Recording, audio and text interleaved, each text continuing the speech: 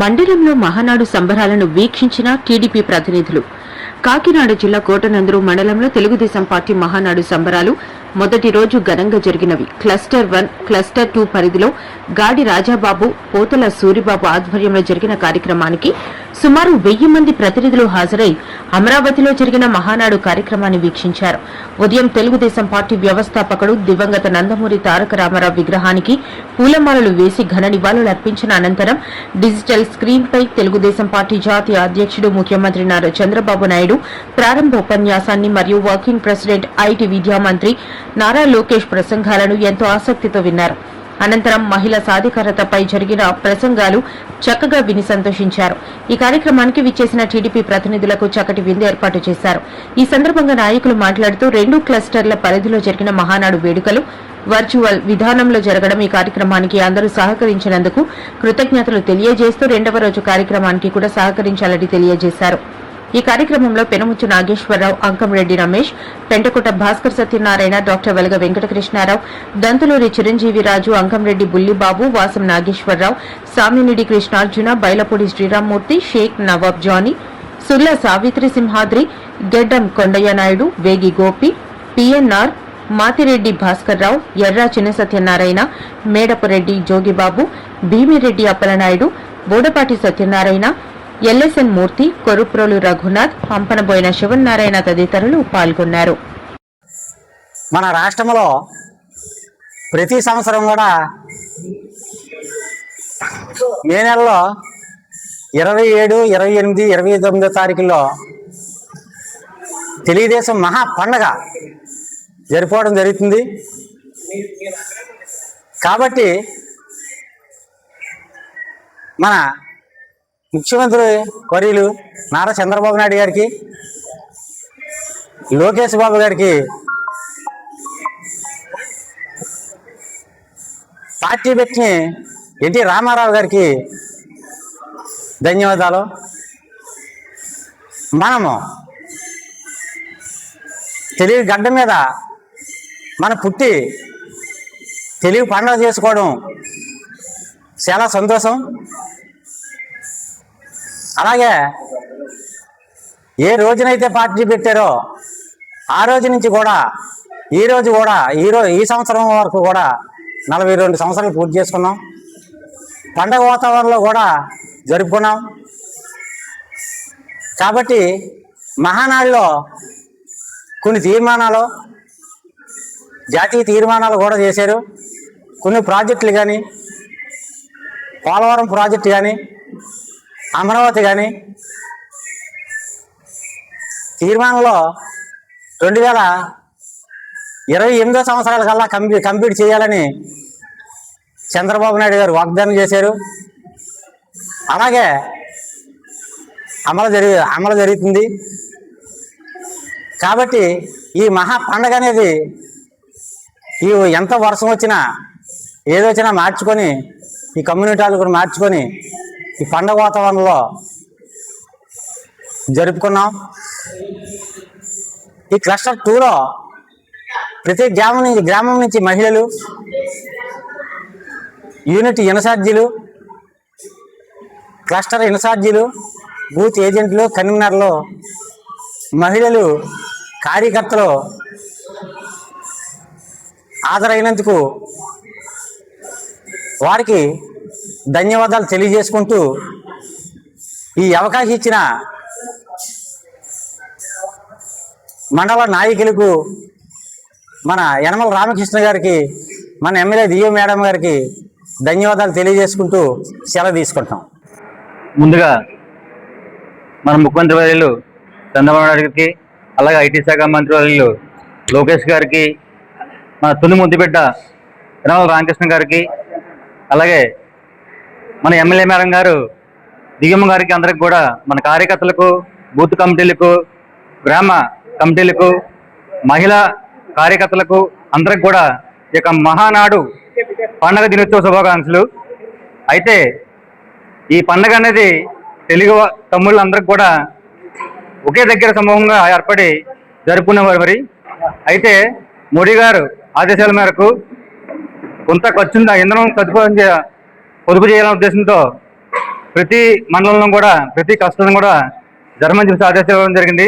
దాని ప్రకారంగా మన దివ్య మేడం గారు అలాగే రామకృష్ణ గారు కూడా ప్రతి మండలాన్ని కూడా 2 క్లస్టర్లను విడదీసి క్లస్టర్ 1 క్లస్టర్ 2 అని చెప్పేసి మా మండలాన్ని విడదీయడం జరిగింది. అయితే మాకు క్లస్టర్ 2 అనేది ఒక పల్లెటూరు గ్రామంలో అరేంజ్ చేసుకున్నాం. అప్పటికప్పుడు వాతావరణం సహకరించుకున్నప్పటికీ సడన్గా పొద్దుట్లేసి మాత్రం జరిగింది. అయినప్పటికీ వెంటనే సమాచారం ఇవ్వటం, కార్యకర్తలంతా దానికి సానుకూలంగా స్పందించడం, అందరూ ఒక దగ్గర సమూహం కావడం అన్నీ జరిగినాయి. కాబట్టి ప్రతిదీ కూడా ఏ కార్యక్రమం కూడా ఎవరికి ఏ లోటుపాట్లు లేకుండా దిగ్విజయంగా జరగడం జరిగింది. అయితే ఈ యొక్క మహానాడు కార్యక్రమాన్ని రేపటి కూడా కంటిన్యూ చేయడం జరుగుతుంది. కాబట్టి ప్రతి కార్యకర్త, ప్రతి మహిళా కార్యకర్తలు కూడా ఈ యొక్క సభ్యత్వం కార్డు అనేది తీసుకొచ్చి ప్రతి ఒక్కరు కూడా ఈ యొక్క నమోదు చేయించడం జరుగుతుంది. మరి అయితే ఈ యొక్క పండుగని ప్రతి కార్యకర్త కూడా మంచి మన అందరి కలయిక మన పార్టీకి ఎంతో బలం చేకూరుస్తుంది. కాబట్టి ప్రతి ఒక్కరు ఈ యొక్క పండుగని మరొకసారి శుభాకాంక్షలు తెలియజేసుకుంటూ సెలవు తీసుకుందాం. మహానాడు సందర్భంగా ఆనాడు ఎన్టీ రామారావు గారు 1982లో పార్టీ స్థాపించారు. అప్పటి నుంచి ఇప్పటి వరకు 42 సంవత్సరాలు సుమారు అయింది. మరి తెలుగుదేశం పార్టీ అంటే, మహానాడు అంటే ఎంతో పండగ. ప్రతి గ్రామంలో ప్రతి ఇంటికి జెండా కట్టి గ్రామం అంతా, ప్రతి గ్రామం కూడా పశుమయ అవ్వాలన్న ఉద్దేశంతో ఆనాడు ఎన్టీ రామారావు గారు ఉద్దేశించి పెట్టారు. అలాగే ఈనాడు చంద్రబాబు నాయుడు గారు, ఐటీ శాఖ మంత్రి వర్యులు నారా లోకేష్ గారు, మరి అదేవిధంగా ఇప్పటి వరకు కూడా ఈ మహానాడు అన్న కార్యక్రమం స్థాపించారు, జరుగుతుంది. అలాగే మరి నరేంద్ర మోడీజీ గారు ఉద్దేశ ప్రకారంగా నెల్లూరులో పెడదామని అనుకున్నారు. అప్పటి నుంచి కూడా మా మోడీ గారు ఇష్ట ప్రకారంగా ప్రతి కస్టరీ, అది కోటనందూరు 1, 2 ఉంది.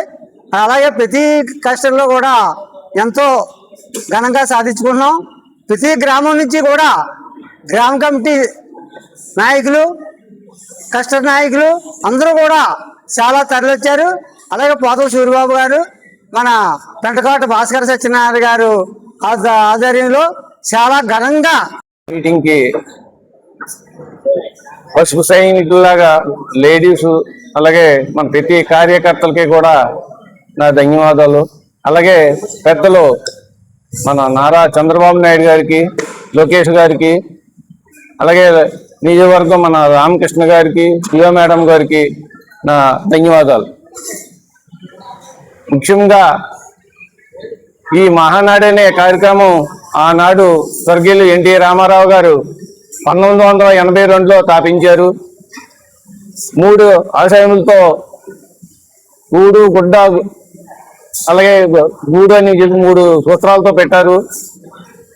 అదేవిధంగా చంద్రబాబు నాయుడు గారు దాన్ని కంటిన్యూ చేసుకుంటూ ఈ మహానాడు మీటింగ్లో చాలా కార్యక్రమాలు తీర్మానం పెట్టి దాన్ని కొనసాగిస్తున్నారు.